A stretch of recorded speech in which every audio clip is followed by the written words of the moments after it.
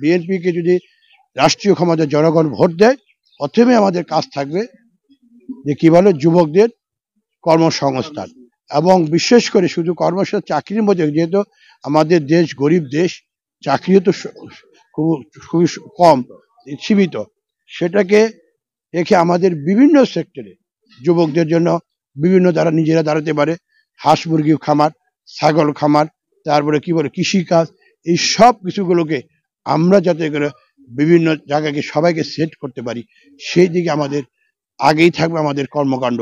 ইতিমধ্যে আমাদের ভারপ্রাপ্ত চেয়ারম্যান উনি কিন্তু এই ব্যাপারে খুবই সোচ্চার, এই ব্যাপারে উনি একাধিকবার বক্তব্য দিয়েছে, তারই কর্মী আমরা সেই জন্য বলতে চাই যে বেকার সমস্যাটা আমরা উপলব্ধি করতে পেরেছি। এই দেশের বেকার সমস্যাটা আমরা যত কমায় নিয়ে আসতে পারবো, তখনই দেশের একটি ভালো উন্নয়ন হবে, দেশের একটি ভালো উন্নতি হবে, দেশকে সামনের দিকে আমরা নিয়ে যাব। আমাদের মাঝে উপস্থিত হয়েছেন সিরাজ। বিগত দিনে কি করছেন বাংলাদেশের মানুষ জানে, এই সিরাজদিগান শ্রীনগরের মানুষ 31 দফা বাস্তবায়নের জন্য এই কর্মসূচি আছে। ধন্যবাদ। এই বৃষ্টি উপেক্ষা করে একটি সুন্দর অনুষ্ঠান উপহার দিয়েছে। দেশকে ফ্যাসিবাদরা প্রতিটি ক্ষেত্রে দুর্নীতি